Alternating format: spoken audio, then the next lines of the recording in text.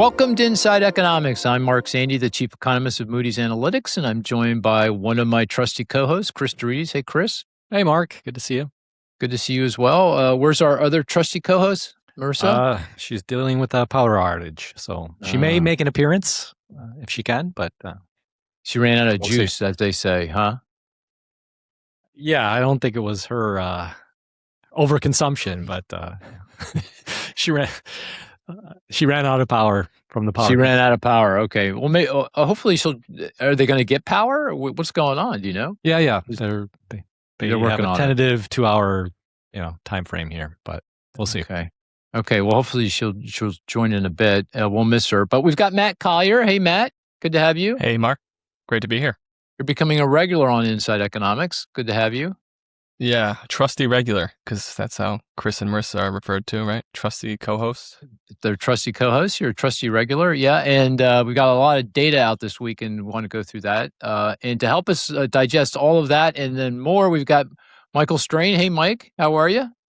I'm great. Great to be with you. And where are you? Are you hailing from your office at AEI? I am indeed. Here deep in the heart of the swamp. Doesn't look too swampy to me. I like the books back there. Yes, it needs to be better organized. That's a makeshift bookshelf. Well, it's very what's the right word? Bibliotech-like, Luddite, perhaps, could be a way to describe it. Yeah, well, good to have you on board. Yeah, we were just going over this. This is your fourth time on Inside Economics. So, yes, it's one of my favorite podcasts to go on. You say that to all the podcasters, I'm sure. Yeah, I don't. I told somebody earlier today that when you go on with Mark, Mark knows facts. You got to talk about facts. I got the facts, all right. Yeah, for sure. Not much more than that, but the facts. But it's good to have you on. And you're the Director of Economic Policy Studies at the American Enterprise Institute. Hey, can I ask, how do you describe AEI? What's your pat line for describing AEI? I describe AEI as a public policy research institute because, that's our legal name, the American Enterprise Institute for Public Policy Research. Also because I think the term think tank has been adopted by so many different types of institutions that it's no longer precise enough to communicate anything about a particular institution. So we do lots and lots of research about a wide variety of policy areas, economics, of course, also education, foreign affairs, constitutional and legal issues, and a whole bunch of stuff. Yeah, you guys do great research. How many folks are in the economic policy group with you? It depends a little bit on how you count it, because we have people for whom we're their secondary affiliation, people who are varying degrees of part time. But few dozen. Oh, that's larger than I thought. That's great. Yeah. You do a lot of great work. I've noticed recently you've been writing a lot about economic data and kind of these issues around statistics. Yes. Yeah. That's something that I've been working on off and on for 10 or 15 years now, and it's becoming, I think, more important given some of the changes the Trump administration has made to the statistical agencies, and also just given how rapidly the economy is evolving and the need for our statistical architecture to keep up with economic developments. Hey, I've been asking everyone this question, and curious what your answer would be. What is your least favorite or most disliked economic statistic? Like, for example, Chris really hates the New York Fed data on consumer credit. It's just, right, Chris? Am I making that up? Hate is a loaded term, but yeah. Okay. Did I say hate? Yeah, you did. Dislike. Dislike. Yeah, hate, right? That's too strong. Yeah. I am struggling to think of. I kind of like all data, Yeah. And so I'm struggling to think of a particular data source that I think just doesn't tell us anything. There's a lot that I would like to see that isn't included. Yeah. In current statistics. Maybe if I think about it some more, I'll think I'll think about something that Well- I just disregard every time I see it. Very about- diplomatic answer. Yeah. Go ahead, Chris. I was going to say, how about consumer sentiment? I I actually think consumer sentiment is super interesting right now, and I obviously agree with all the analysis, including your guys' analysis, that the historical relationship between economic variables like the unemployment rate and income growth and these sorts of things and consumer sentiment seems to have broken down. I also think it's interesting that we are experiencing inflation for the first time in 40 years. And so if you estimate a bunch of statistical relationships on data in a low inflation environment, maybe those relationships all break down in a high inflation environment. And maybe that explains the puzzle in a statistical sense. And so even the much dismissed consumer sentiment data, I still find at least intellectually interesting, even though I don't think it is helpful in forecasting future consumer spending in the way that it used to be. Well, I'm gearing up to write a piece on my 5 most, I shouldn't use the word hated, disliked series. So I'm All right. canvassing people. So if you come up with, if you think of something, let me know. Yeah. I look forward to reading this. Yeah. I've got a few. Matt, I've never asked you that question. Do you have a data series that you would point to that you dislike, you find misleading or not useful? I was going to say, if sentiment measures, we can hold them separately. I discount those. But we'll talk about one in a couple minutes, probably. What's that? The savings rates, to me, can be more explosive than discussed as more signal than they are oftentimes. Right. So it gets revised an awful lot. And it gets revised in a similar direction when it matters. So there's always more income to be Okay, let's talk about that. And Chris, I put words in your mouth about the New York Fed. What data series would you point to? Consumer sentiment. Oh, really? I think it's when we say interesting. consumer sentiment, we should all make clear. You're meaning the University of Michigan survey of In particular, but across the board, I'm across just the not. board. I just don't think we can measure it well. I think there's a lot of survey by who actually answers a survey these days is a unique population. So I don't know. I think we put too much weight on it. I agree. The partisan split is becoming worrying in the consumer sentiment data. Yeah. Right. Yeah. Right. Well, I'm with you, Mike.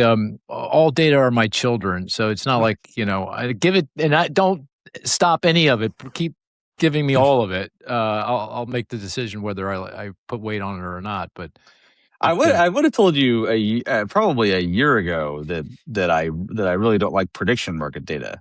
But I think I'm starting to like prediction market data. So I can't say that anymore. Right. I'm becoming more and more convinced of its value. Yeah, totally. Well, let's dive into the data. And Matt, maybe you can give us a rundown because it was a data heavy week. A lot GDP, we got spending data, incomes. You mentioned the saving rate. We got PCE inflation, consumer expenditure deflator.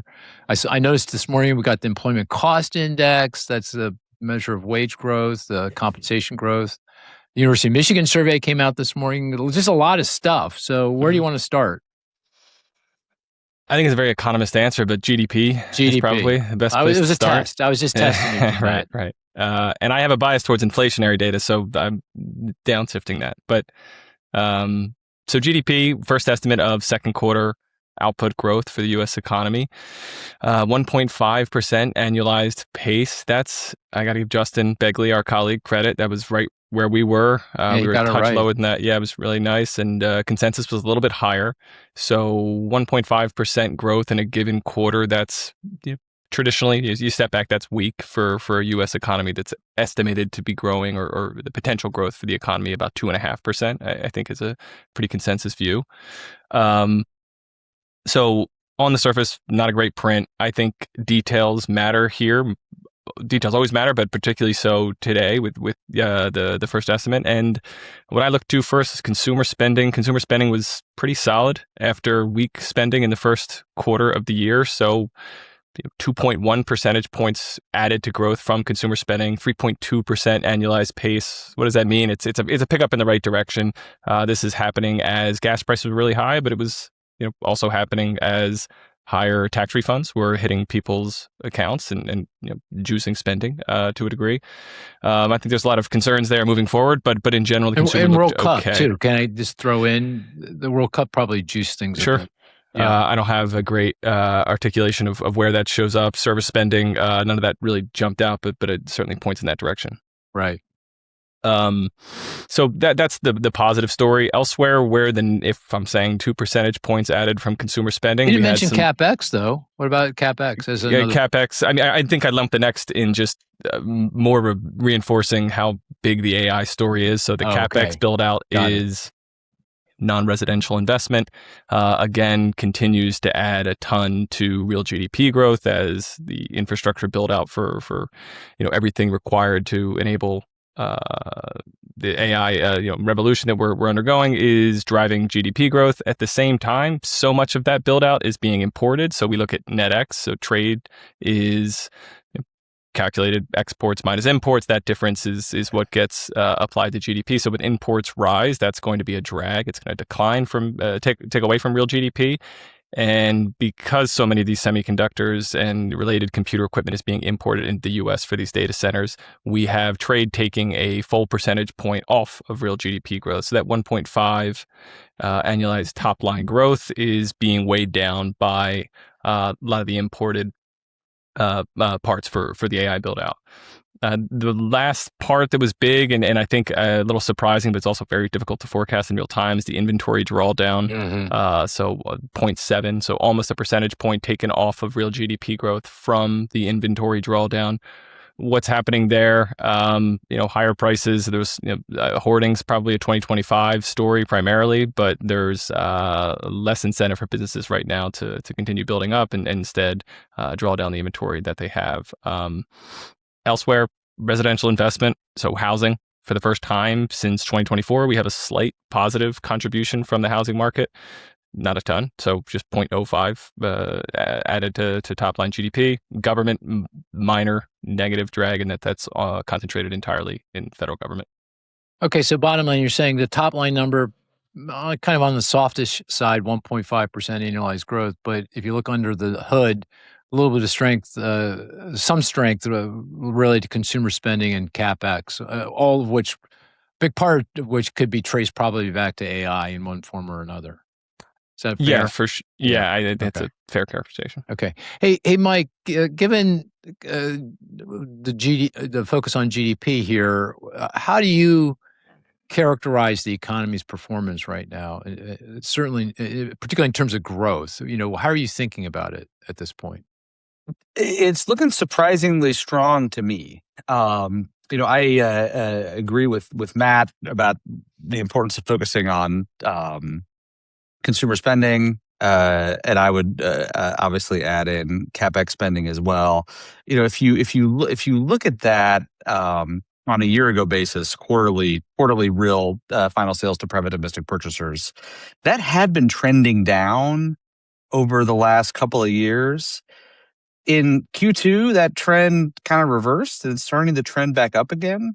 And so, before the Q2 report, I would have said that the economy is softening in an orderly, gradual manner that is what you would expect to see given an erosion of the purchasing power of income due to high inflation, what you would expect to see kind of still coming off of the white hot economy of 2021. I'm thinking maybe if this Q2 result holds up, maybe the economy is stabilized, kind of roughly at potential, maybe even a bit higher than potential. I think it's also possible that the economy is that underlying economic growth is starting to accelerate. That acceleration, I think, would be consistent with what we're seeing in the inflation data. But it would be inconsistent with what we're seeing, I think, in the labor market data.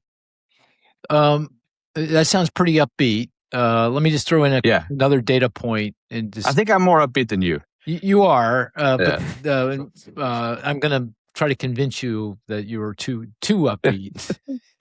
Let me just throw in another data point we got this week, and to kind of round things out and get your reaction to it, because it bothers me in the context of how strong the economy is if you look at the income data, the real disposable income. So after inflation, after tax income, and so this includes the tax cuts that were part of the OBBA, earlier this year. That's actually flat to down on a year-over-year basis. And if you take a step back and just take a look at the level, go to Fred and do a graph and take a look, it's really gone nowhere for certainly 12 months, almost 18 months. And of course, in my thinking, that's the fodder for consumer spending, and that's consumers driving the chain. CapEx is important, but consumers really driving the train. And the saving rate is also now way down. Yep. Again, it might be revised to Matt's earlier point upward, but it's still, with revisions, probably pretty low. So you take those two data points in the context of the consumer, and the consumer is kind of driving the train. How do you think about, how does that influence your thinking? Yeah, it is way down. Kind of relative to where it was a year ago, what you would expect for sure. It did pop back up in the data we got this week. And so that's, I think, consistent with a stabilization story. If that pop up turns out not to be a blip, may be consistent with an acceleration story. But I think of the anemic growth in real disposable income as a potential problem in the future. Didn't seem to be holding consumers back from spending, at least according to the Q2 GDP report. And as you say, a lot of that spending was apparently financed by a lower savings rate.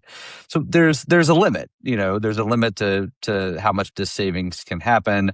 There is a limit to how long the consumer can keep going with anemic real disposable income growth.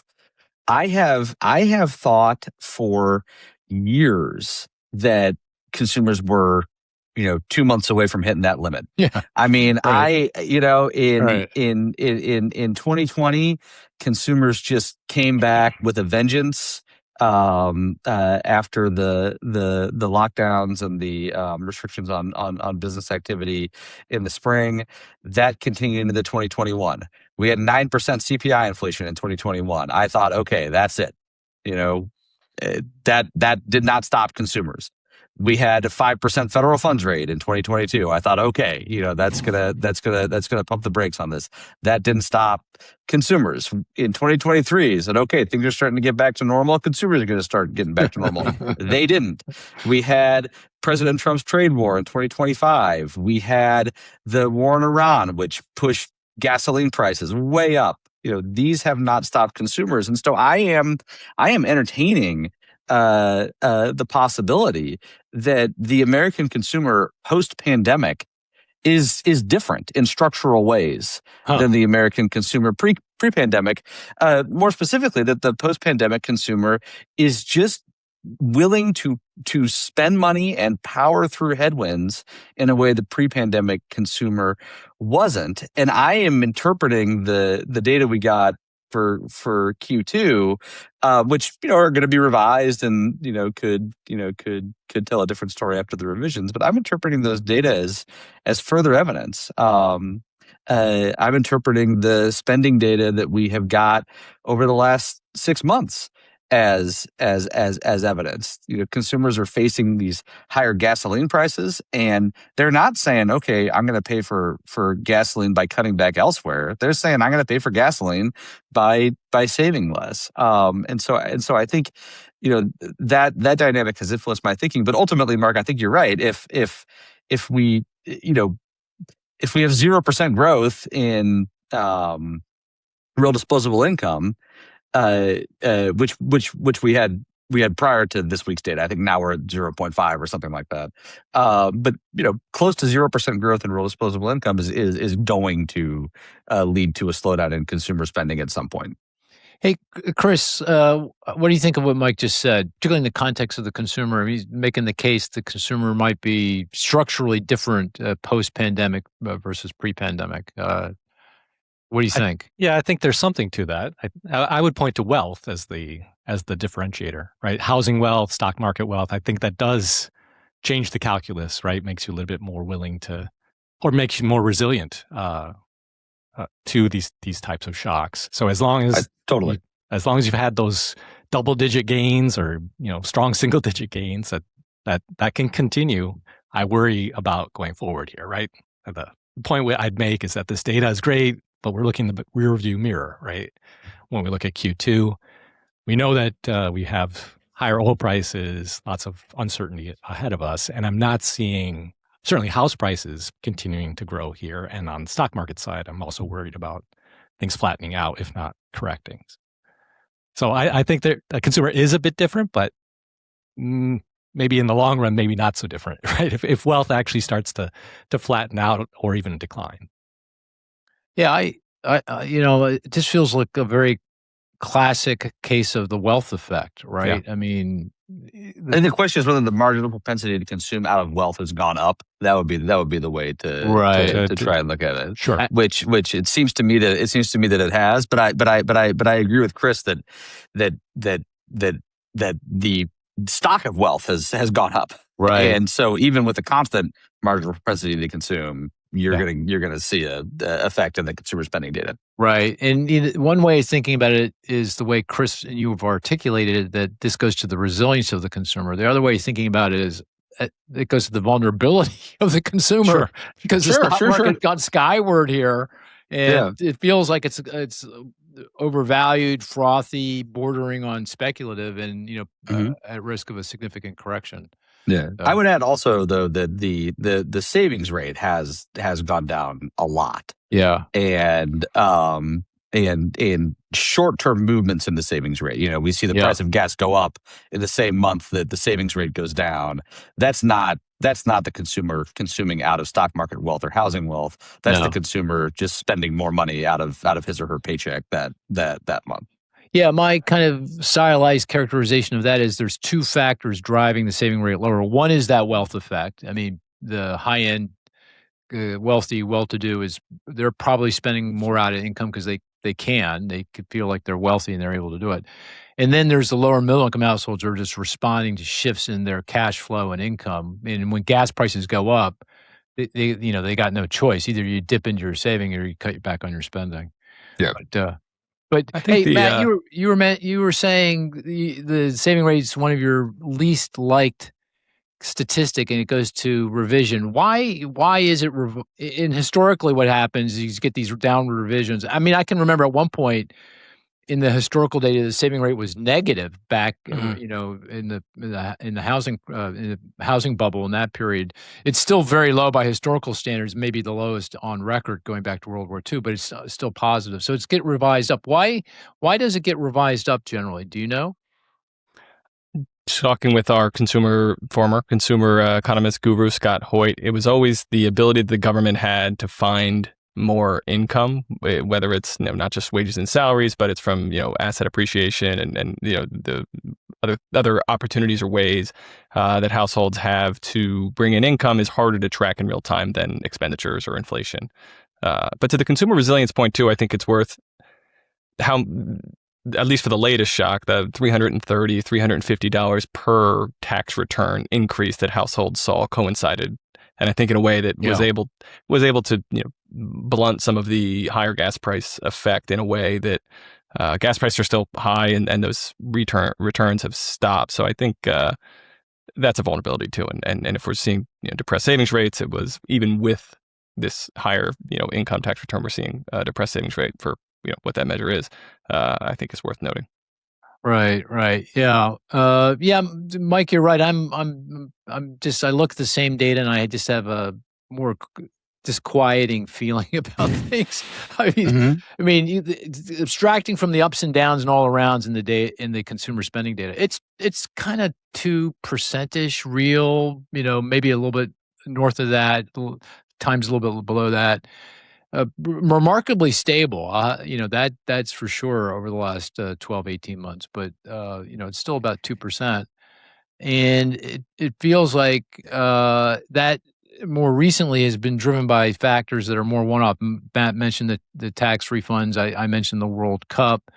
And then at the same time, you're getting real incomes coming to a standstill, saving rates very low. Interest rates are now rising. The stock market feels like it's wobbling.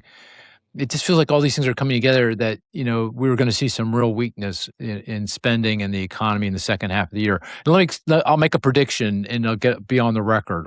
And that is that the second half of the year is going to be a pretty tough, for the economy. I think we'll navigate through. I'm not saying recession. Certainly, just assuming the war doesn't go off the rails here, but assuming it goes in a reasonably sanguine path, whatever that means, I think we'll be able to avoid recession. But I think the second half of the year is going to be pretty difficult. Yeah, I definitely think that's reasonable. I think one reason why I'm a little rosier than I think you are that we haven't discussed is the labor market, where we've had unemployment. I think the unemployment rate for June was 4.2%. The unemployment rate for June of 2025 was, I think, 4.1%. The unemployment rate for June of 2024 was, I think, 4.1%. And so we have had a couple of years now of very low and not rising unemployment. We're starting to see a little bit of an uptick in job openings. We have not seen what I would call a rapid, troubling deceleration in wage growth. We are seeing kind of a gradual, orderly deceleration in wage growth, but nothing that looks alarming. And so, if you're kind of basic model of how the consumer side of the economy works is low unemployment leads to at least nominal incomes. Nominal incomes support consumer spending. Consumer spending supports labor demand. Labor demand supports low unemployment.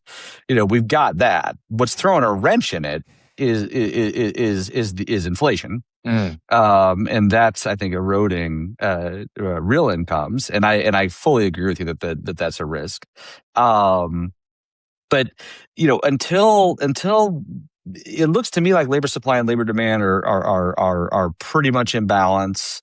Until we start to see an imbalance open up, until we start to see some upward drift in the unemployment rate, I'm still feeling basically okay about the fundamentals of the consumer side. Again, apart from consumer price inflation, and then on the business investment side, I fully agree with you that the more we rely on AI related spending to power business investment, like the inherent risk of that slowing down grows. Do I see that turning around in the next quarter or two? Doesn't seem like it is. And so I think inflation is definitely a risk. I fully agree that the tax refunds help support consumer spending. I fully agree that anemic growth in real disposable income is a threat. But I think there's a lot of other stuff that's kind of supporting the structure of the consumer and business sides of the economy. Chris, anything to push back on there, or do you want to agree, or where do you land on that? The labor market in particular. Yeah, I guess good that the unemployment rate is down. But if you look below the surface, the composition bothers me. Right? It's been leisure, hospitality, and healthcare that have driven the bus. Yeah. Leisure hospitality is driven by this wealth effect spending, so that continues until it doesn't. And then healthcare, good solid base, but outside of that, we've had job losses. So that worries me that you don't have a really strong foundation here. I could certainly, I've been wrong though. I've expected to see weaker job prints. So that's still my forecast, but Yeah. But I before take that with a let grain you- of salt. Before I let you react to that, Mike, let me throw one more thing in. I'm just curious about. And do you discount the decline in participation, labor force participation? I mean, because if you do a simple calculation and assume that the labor force participation rate was unchanged over the past year, the unemployment rate would be over 5%. And I think we'd be talking about things differently if, we were 5 and 4. And I don't want to talk about data and not liking data. The household survey data has a lot to be desired, and it's all over the map. So I'm not. I wouldn't take it at face value. Yeah. I'm just saying directionally, and you can kind of see it in the flows data. So if you look at the people becoming unemployed, where they're going, a lot of them are just leaving the workforce altogether. And it does suggest that maybe that's some of that structural, older workers saying I'm out of here, or maybe some of it is more cyclical. I can't get hired, so I'm not going to even look, at least for a while, because hiring rates are so low, and then there might be more slack in the labor market. Given that, and consistent with that is the slowing in wage growth. I mean, wage growth is slowing, and that is consistent with the labor market that's not quite, at full employment. It feels like it's a little bit softer than that. But I'll stop, throw all that back at you, and see what you say. See what you think. Yeah, I am discounting labor force participation more than I normally would because prime age labor force participation really is holding up. Prime age 25 to 54, folks who are generally speaking too old to be in school, generally speaking too young to be retired. Their participation is holding up quite strongly, and I think you're right that for the demographic groups that are driving down participation, it is a mix of structural and cyclical factors. I do think the hiring freeze is which we always need to say is also matched with a layoff freeze, but the hiring freeze, I think, is discouraging people from staying in the workforce to at least some degree. It looks like maybe that's starting to thaw a bit. That's speculative. It could end up not being true, but I think a lot of businesses, we're kind of rolling into 2025 and saying, whoa, we've got this trade war. We have no idea what our costs are going to be. Whoa, all these folks in Silicon Valley and all these economists are saying that we're 5 years away from a 30% unemployment rate. Whoa, we really need to keep cash on hand to invest in this new technology so we're not competed out of the market by our competitors. Whoa, we have this war in Iran. What on earth is happening with that? And I think a lot of businesses responded to that, not by laying off workers, which was of course the great fear, but by just saying, we've got the workforce we need. And we're just going to batten down the hatches. We're not going to fire people. We're not going to hire anybody. We're going to batten down the hatches and ride this out. And my sense, which again, this is speculative, is that kind of the AI panic is starting to fade. People are kind of getting, I don't think anybody really knows where the Iran war is headed, but the range of outcomes, the bounds on the range of outcomes seem to be shrinking. The Supreme Court threw out the tariffs, but the president put them back in, and the effective tariff rate is the same. That actually provides some continuity about costs, and so it looks to me like maybe we're starting to see a little bit of a thaw on the hiring side that could lead to a bounce back in participation. But I do, I do agree with Chris that over, I would say over the course of the last year or so, the composition of payroll gains has not been diffuse. Now it's starting to look more diffuse, I think, across sectors. But they're particularly in kind of late 2025 or so is looking a little worrying. That being said, like any expansion is powered by some sectors more than other sectors, and so you got to be careful, I think, with how much weight you put on those sorts of concentration arguments. But I do agree that that's a potential risk. Well, let's do this. I can't believe a half hour just went zip, zip, zip, zip by. So we got to speed things up. Matt, you're talking too much, man. Come on. I know. Yeah. Giving me the mic. Let's do this. Let's play the stats game, the statistics game first, and then let's come back and talk about what all this means for the Fed. Because a lot of this past week we had an FOMC meeting, and it was pretty interesting. I rarely get a chance to watch the chair's press conference. I got to see it. It feels like there's something we should talk about there. So let's come back to that. But before we do that, let's talk about the stats game. Let's do the stats game, and that, of course, is we all put forward a stat. The rest of the group tries to figure that out with clues, questions, deductive reasoning. The best stat is one that's not so easy we get it right away. One that's not so hard that we never get it. And if it's apropos to the topic at hand, which we've got a gazillion topics at hand, so all the better. Hey, Matt, you want to go first? What's your stat? Sure. 3.8%. 3.8%. In the GDP numbers? No. It's a government statistic that came out this week? Yeah. Inflation related? Yes. I knew it. It has to be inflation related if it's Matt. Oh, PCE inflation. It's PCE inflation, isn't it? That's 3.7. Right? That's Top 3.7. What? Not it's top line. 3.7? Is 3.7? Oh, okay. A little bit of a cute transformations here, but we're basically there. We're basically there. Core PCE over the past 6 months, so 2026, core PCE is running at 3.8%. Oh, even with a pretty soft reading in June of 0.1% increase. I think it just speaks to, no, we're not seeing a lot of these energy effects bleed through into core PC or core CPI.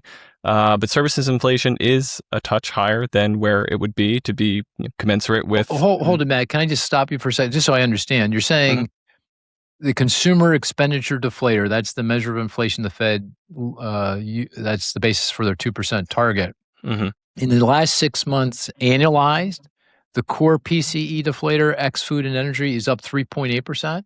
Is running at 3.8%, yes. Oh, I didn't realize it was that high. And so, okay, I stopped you. But so you're saying a lot of that is related to service price inflation. Services inflation and things that you can't immediately track to the temporary effect of higher gas prices. So it's more of a cyclical force. I think tariffs play a role there too, but I think that story is mostly behind us. But it's still a force that matters when we're talking about where inflation is today and where it's likely to head in the next 6 months, 12 months. So, I think that often gets lost just given how dramatic the spike in gas prices and energy prices has been. That's the only source of inflation. But broadly, it's still not a situation where the Fed would be at their target. Could it be immigration related, possibly, the heavy-handed immigration and the effect that's having on certain industries and costs? If you look at something like healthcare, which is famously dependent on a lot of foreign-born labor, healthcare prices have been higher. But is that also just the slow digestion of pandemic cost increases that happen between insurers and hospitals that takes a lot longer to move its way through to consumer prices? You could convince me that is happening. It doesn't jump off the page as the primary reason, but certainly consistent with what we're seeing in the labor force. What about core CPI? What is that 6 month annualized? Do you know? A little bit lower, but I don't have that off the top of my head. It's measurably lower, isn't it? I mean, maybe we'll come back to you. Maybe you can go take a look. Yeah. My mind's eye, it's closer to 3, but I'd be very curious to see what that is. But that's a good statistic. Very good. Hey, Mike, you want to go next? Sure. Can I say something about Matt's though? Oh yeah, sure, absolutely. Feel free. So a measure of inflation I've been tracking very closely is market-based core PCE services x housing. Okay. Whoa! Say that again, slowly. Market-based core PCE services excluding housing services. Got it. Yeah. And that's been accelerating. Ooh. And that's kind of in the 3.5% to 4% range. And I like that measure because housing, I'm not I'm not totally sure what's going on there. Obviously, the war is affecting energy prices. The trade war is affecting goods prices, and that's telling me that inflation is coming from the kind of core part of the economy, and that's another data point that makes me feel like the economy is a bit stronger than some of the headline numbers suggest. In market based, that means that only they're just not imputing. Because a lot of the prices are imputed. Mm-hmm. And is that that's CPI PCE? PCE. Okay. Yeah. And what was the number? How strong is it? Oh, I would have. You're just saying it's strong. It's accelerating. It's super strong. It's accelerating. Okay. It's I can't read it. I can't read it here. It's it's about 3.5, 3.6, really? maybe something like that. Yeah. Okay. Up from 3 about 2 years ago. It's climbed about 60 basis points in the last 2 years. Interesting. I need to take a look at that. Yeah. Do you want to give a stat? Yes. 3.3%. In the GDP number? Nope. That's core PCE, right? Nope. Well, maybe, but not what you had in mind. Coincidence. Is it a government statistic? No. Oh, it's not a government statistic. Oh. Did it come out? Is it something that came out recently, or is it came out this very day? University of Michigan survey? It is. Inflation expectations. Oh, that's what it is. Inflation expectations over the next 5 years. Yeah. I picked one I thought you wouldn't like. Yeah. Right. Is that up or down? I think that's down, isn't it? Down. It's flat over the month. It's flat over the month. So I mean, it's way up relative to where it was prior to the trade war, and down a bit over the near term. Do you put much weight on that? I mean, because this might dovetail into the conversation around the Fed inflation expectations. I tell you, what I do put weight on is the gap in the Michigan survey between the 5-year and the 1 year. And if you look at 2021, you see a big spike in year ahead inflation expectations and basically no movement in 5-year ahead inflation expectations, which is exactly what you want to see if you're the Fed. If you look at the kind of Liberation Day spring of 2025 movements, you see a big spike in year ahead inflation and you see a big spike in 5-year ahead inflation. And it's that spread that I think does have some important information content that makes me a bit worried. Do you put more or less equal weight on these kinds of consumer-based surveys relative to the bond market measures of inflation expectations? Is one more useful than the other in your mind? If you had asked me that when we weren't in a high inflationary environment, I would have said the bond market for sure. I'm not sure how to think about that question. It's a little bit to what we were talking about earlier. I mean, we had inflation in the 70s, and then we had 4 decades without inflation, and now we have inflation again. And I think I think a lot of the inflation related macro variables and relationships, I think we should be more agnostic about how those work than we are. I mean, that's not necessarily a criticism. You got to do forecasts with the data that you have. I'm just saying I think there's more forecast uncertainty than there normally would be. I guess one the obvious that just dawned on me is that the bond market inflation expectations do embed some expectation about what the Fed's going to do or not do, whereas consumers definitely don't have that in mind when they're. Yeah, I think that's right. Yeah. So yeah, interesting. Let's do one more. Chris, what's your stat? 2.84 percentage points. Is the third significant digit relevant? Are you just is that a head fake? That sounds like a yield. 2.84. It's yield related. Spread. Did you say spread? I said spread, but I did not specify what spread. It is spread. What spread would it be? Is it 30-year minus 2-year? Nope. It's not. Mark, a corporate. Corporate spread? What kind of corporate spread? High yield. Yes. High yield corporate spread? High yield option adjusted corporate spread. Yes. Oh, option adjusted. From ICE. Is it from ICE? Where's it from? Or Bank of America.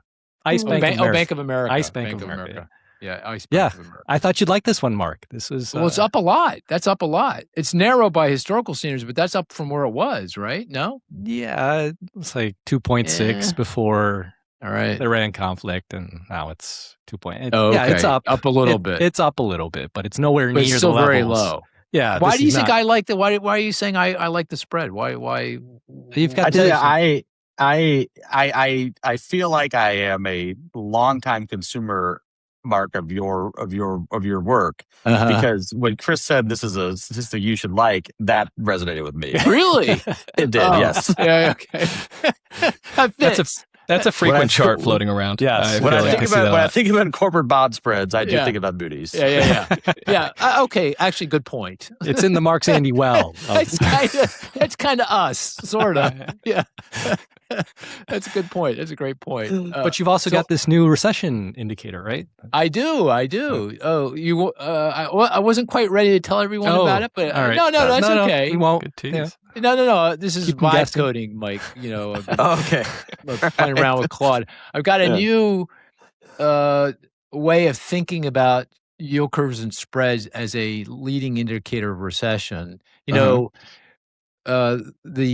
shape of the yield curve, long rates versus short rates, has historically been very good at predicting recession. So back when you were saying recession in 2022, that was in large.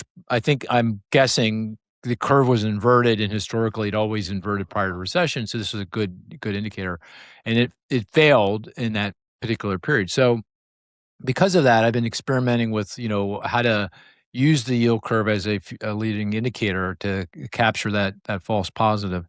And it comes down to using 3 different measures. And for it to trigger recession, all 3 of these measures have to be triggered. One is the shape of the yield curve as measured by the 10-year versus the 3-month Treasury bill on an EBY basis. I won't go into what that means, but it's the equivalent bond basis.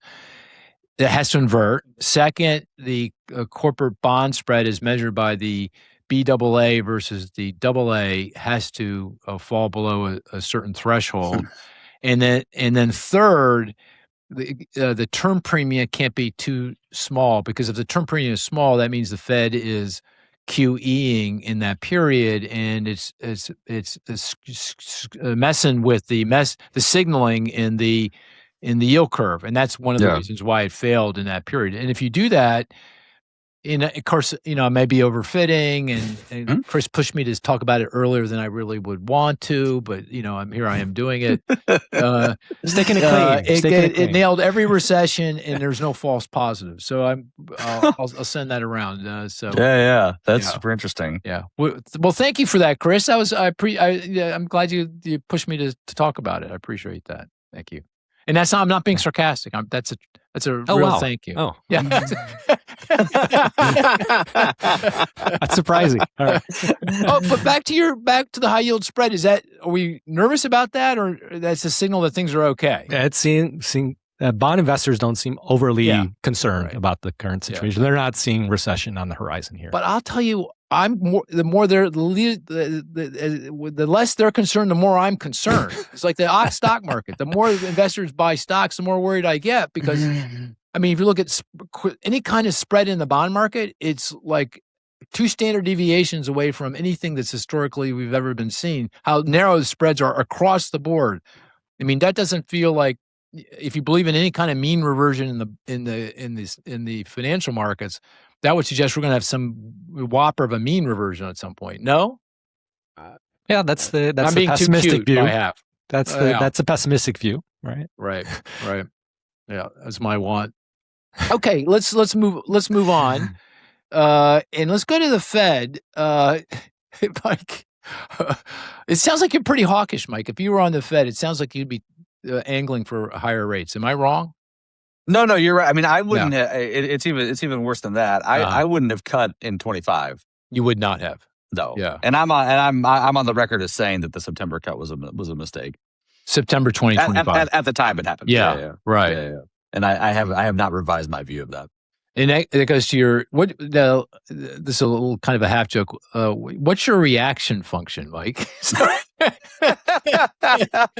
think a big part of the reason that I got, so I thought we were going to hit recession in 2022. Mark, you didn't. You were right, and I was wrong. Part of the reason, and so that prompted a lot of soul searching on my part. And I think part of the reason I was wrong was because I got the neutral rate wrong. And I think the neutral rate's gone up. I think it's gone up by quite a bit. And if you look at the economy in 2025, prior to the cuts, we had financial conditions easing. We did not have a big increase in the unemployment rate. We did not have a big slowdown in kind of core spending by businesses and households. And so, I think the Fed eased into that environment. And we are seeing, we were talking about inflation earlier. We're seeing this measure of inflation I'm looking at. I think that indicates that underlying inflation is too high. Underlying inflation is accelerating. It's not just about tariffs. It's not just about energy prices. I think Matt's come to a similar conclusion. Look at it, the kind of plain vanilla core PCE. I agree with that as well. And certainly financial conditions don't appear to be restrictive over the last year. And so I think the Fed's it's a kind of textbook case of the Fed being a bit too loose. So just for the listener, I think he called it the equilibrium yield. That's the interest rate, the federal funds rate target in this case, that is neither restraining or supporting economic growth. And the Fed has in recent history pegged that at around 3%. And just for context, the current funds rate's 3.5 to 3.75. And you're saying, well, what they got wrong here is that the equilibrium rate's not 3; it's something meaningfully higher than that. Yeah. And what do you think it is? Do you have a sense of that? I think it's north of 4. North of 4, right? Yeah. And you're basing that on the fact that the economy continues to do fine, grow, at the higher funds rate target. And you're saying financial conditions, the stock market's roaring, those credit spreads are paper thin, bank lending standards seem to be kind of reasonably okay, and that does not suggest that that 3.5% or something 4% or higher is that's consistent. Those financial conditions are consistent with that higher equilibrium yield. Yes. Yeah. Anything else that you would point to? I'd point to the labor market. I think labor market. I would point to some real variables: consumer spending, business spending. Right. How much? So if you're on the FOMC, you would be out there. You would be one of the 3 dissenters that with this recent FOMC meeting dissented, saying they want to raise rates. You'd be with them. Yeah, for sure. Yeah. Chris, you were going to say something? No, I think that was Matt. I was just wondering how much of a structural increase is that, or is that just a response to insatiable capex because of AI, and interest rates could be whatever, it could be 5%, and you're still going to have this huge build out, which is powering so much of the economy. Yeah, it's a great question. I mean, I used to think that the neutral rate was more stable than I think it is, and I think it was pretty stable following the 2008 crisis, for example. But I think a lot of things in the economy changed during the pandemic. A lot of things in the economy changed in 2021 and 2022. A lot of things in the economy changed after ChatGPT burst onto the scene, and a lot of things in the economy have changed in President Trump's second term, and that's knocking the neutral rate around. Mm-hmm. Yeah. So Matt, if you were on the FOMC, what would you be angling for? What would you be angling for? Rate increases or no move? It doesn't feel like anyone's talking about cuts. More communication, more transparency and communication is what I would probably focus on. No, I would probably not have hiked yesterday. I think it's a reasonable argument, but I still think the rush to start hiking interest rates is maybe next meeting or the end of this year. But I am sympathetic to the idea that we could still wait to see what energy markets shake out. Right. And you, Chris, what would you have done if you were on the committee? I also would have held. Yeah. And see. Yeah. Yeah, I would obviously I would have as well. But let's turn to what Matt was alluding to with regard to transparency. I mean, we have a new Fed chair, Kevin Warsh, and I know, Mike, you know Kevin very well. He's been in policy circles in DC for decades. And what do you think of this? There's so much to think about with him on board because he's shaking things up in terms of how he's thinking about how the Fed should conduct policy and how it should communicate its policy. And were you able to watch the press conference? Did you watch that as well? I was. Yeah. Also unusual for me, but there was so much discussion of it that I carved out 45 minutes and watched it. And I was thinking I was going to go and watch 15 minutes but I couldn't look away. Yeah. Yeah. I had a similar experience. Yeah. Right. So how do you think Chair Warsh is doing, and about kind of an open-ended question, given all the things that he's been talking about? How are you thinking about the way he's addressing his new chairmanship? So I am very sympathetic to the decision to move away from forward guidance. I think that forward guidance was a very good tool to adopt in a very extraordinary situation following the 2008 financial crisis. But I don't think it makes sense in an economy that's basically normal. And I think that's the economy that we currently have. When I look at the and Mark, I think you and I differ about this, but I think the 2021 inflation had a really large demand side component to it, and I think a big part of the reason why the Fed waited so long to raise rates was because of forward guidance. So I think forward guidance tripped up the Fed's ability to respond to the inflation that we saw in 2021. Just to make that concrete for everyone, what you're saying is in that period, this was coming out of the pandemic, before they started raising rates in 2020, early 2022, they had set expectations that they were going to keep rates low for a long time, and they were at the zero lower bound. And by so doing, they got kind of bound to that. It was difficult for them to get off of that, and as a result, they were too late. The economy got rip roaring and inflation took off. That's exactly right. Right. I also think, just stepping back more broadly, I think movements toward transparency in the 90s under Chairman Greenspan were very much laudable. I think Chairman Bernanke's movements toward increased transparency were prior to the crisis that he was arguing for in the early part of the 2000s. Very, very, very much in agreement with that. But I think the forward guidance and the dot plots and the track changes on the meeting statements and 15 people going on TV every week and I do think that this has gotten we're beyond the point where diminishing returns, I think, set in, and so I diminishing returns to transparency, diminishing returns to communication, and so I'm very much in agreement with Chairman Warsh about the desire to reserve forward guidance for periods of extraordinary circumstances and to try and scale back a lot of the signals that the Fed is sending. Having said all that, I think that Chairman Warsh needs to tell markets how he thinks the economy works. Yeah, and I think that is distinct from forward guidance.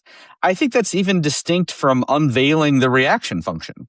If you're the Fed chairman and you say, I don't believe in a short-term trade-off between inflation and unemployment, which the chairman has said on multiple occasions, said very clearly on multiple occasions, which has been the Fed's understanding of how the economy works in the short term for decades. I think you've got to tell people how you think it does work. And the fact that he's not doing that, I think, is causing kind of perception problems so far. But I think it could end up compounding into material problems. I also think that he's, I think he believes that markets are acting too much like a mirror for the Fed. The Fed looks to markets to understand what's happening in the economy, and the Fed is just seeing its own reflection. I am sympathetic to that view, but I think I think Chairman Warsh thinks that by not saying how he thinks the economy works, much less revealing a reaction function, much less engaging in forward guidance, that he's somehow going to get a clearer signal from markets. And I think he's going to get a noisier signal from markets. I think he's just fundamentally mistaken about that. And those are the two big issues that I would flag that I think he needs to re-examine. Chris, how do you react to everything that Mike just said? I agree to a large degree. I'm not a fan of the dot plots. I've said that before. So I think they add confusion. But I certainly agree that, and maybe it's a little bit of a semantics, having the chairman explain how he's viewing the economy or how he thinks the economy works. I think that is important. I'd say it's forward guidance adjacent, right? And I think he's lacking in that aspect, right? We need more details here. I guess a point to make here, though, is of course that, well, fundamentally, do we believe that monetary policy is most effectively transmitted through expectations? If that's the case, and there is still quite a role to be played when it comes to the communication point, I don't. This analogy that the Fed is just an umpire on the sidelines or a referee on the sidelines, I think that's invalid, right? The Fed has a very direct role to play in the economy. So perhaps a middle ground here. Can't turn off all the communication, as we that seems to be the direction we're moving in. But perhaps we were doing a little bit too much, adding confusion again with the dot plots and some of the other mechanisms in the past. You know what I fear, and I basically agree with what you guys are saying. And I think it's also very important to spend some time and really think over each of these things more carefully. That's a good thing. These task forces he set up, have at it. I think there's no downside to that.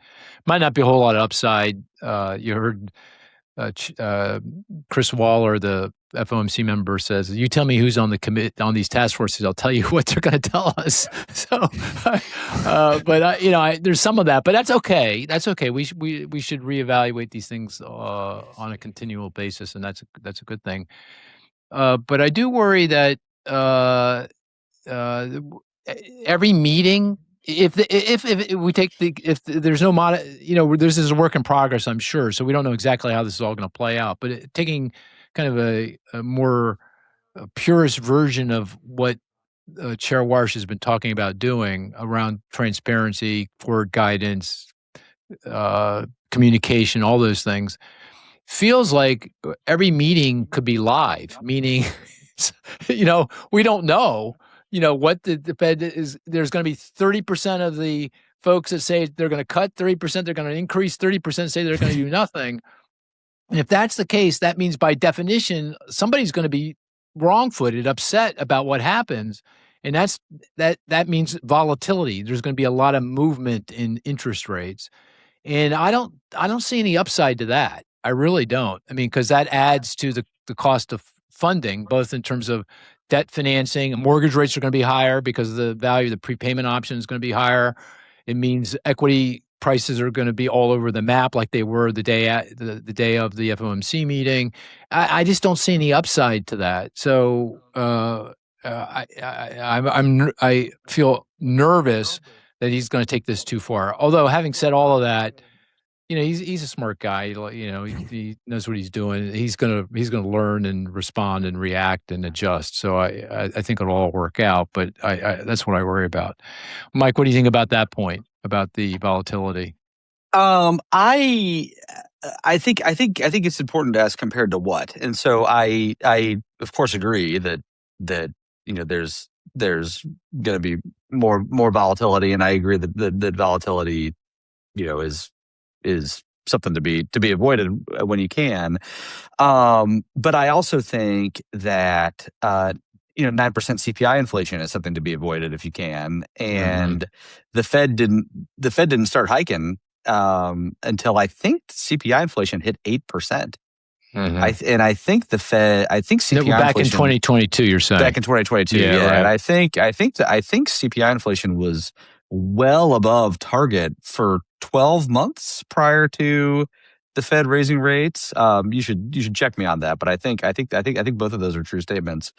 And if that's a cost of forward guidance, then I think that's a pretty big cost, or at least if it's partially a cost of forward guidance.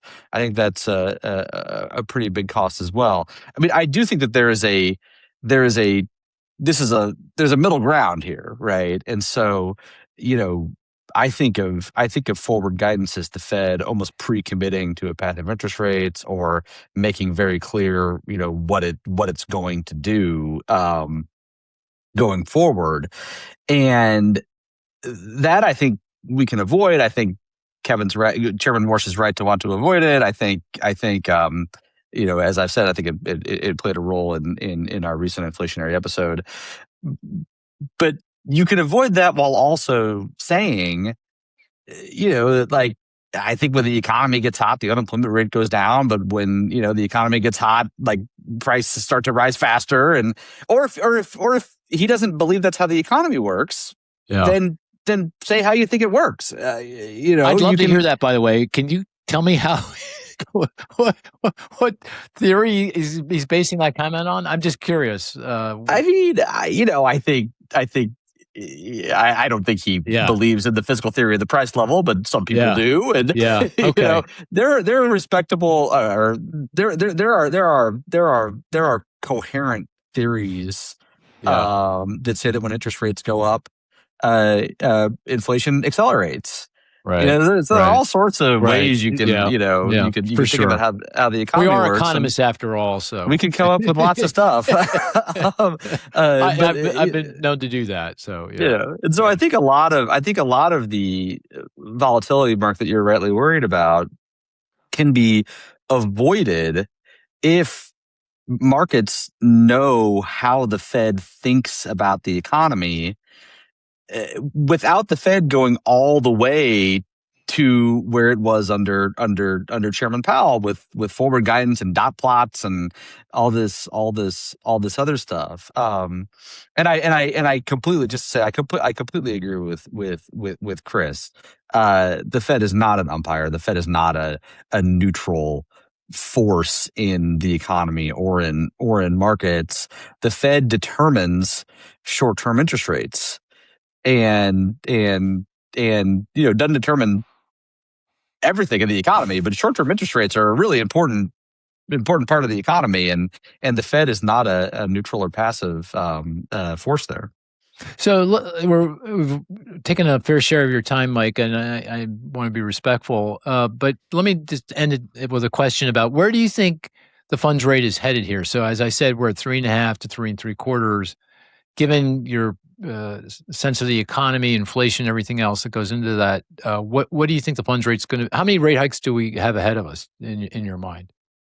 I tell you, this is a minority view, and so please feel free to hold my feet to the fire when this turns out not to happen.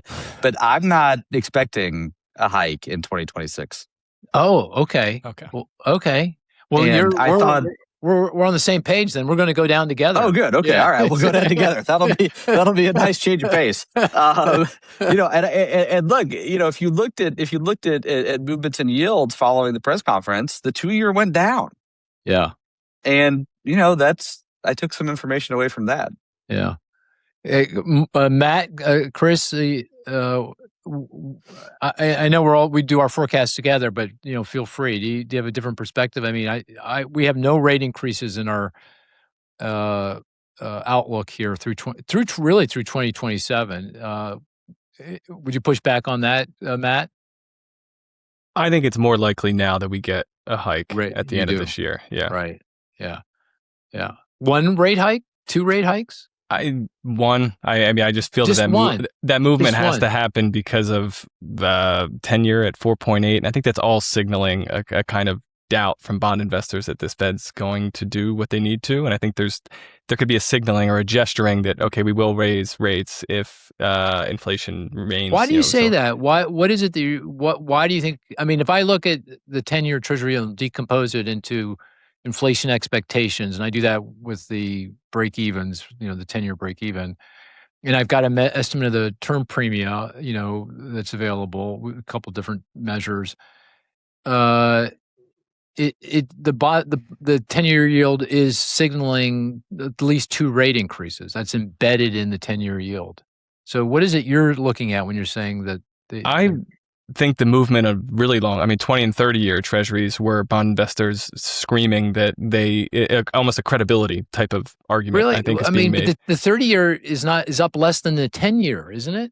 No? Mike got that wrong? It's near its highest since 2005, 2006. Yeah, but the change since the war is about this is actually lower, I think. That's a factual question. I look at the past three since the meeting. It's probably up 20 basis points. Okay. So you're saying since the meeting because that's what we're talking about here. Yeah. So that may not you may not be able to decompose that into specific inflation expectations as much as it's, to me, a credibility argument, and that's the kind of pressure. Michael talks about moving towards a middle ground here. Is that the forcing mechanism? I think some of that's going on, and how do you solve that or answer to that? You announce a rate hike at some point this year. I agree with Matt's diagnosis of the 30-year yield post meeting and the credibility concern. Got it. Chris, anything you want to add before we call it a podcast? No, I think that summarizes. We covered it pretty well. Yep. Yeah. Okay. Hey, Mike. I put an agenda together for this quickly, for this conversation, and we got. I don't know how far. We didn't get very far. So, would you come back, please? There's a lot to talk about. I would love to come back. Okay, great. We'll have you on relatively towards the end of the year into early next, because it'd be really good to catch up on a lot of these other topics. For sure. But thank you so much for participating and joining us, and really enjoyed the conversation. And again, hope to have you back on soon. It's always great to be with you, and you guys do excellent work. And I always learn from our conversation. So I look forward to coming back on again soon. And as I said, you must say that to all the podcasters, but I'll tell you. I don't. Yeah, that's a factual question. I'll take it. There you go. And with that, dear listener, we are going to call this a podcast. Take care. We'll talk to you next week.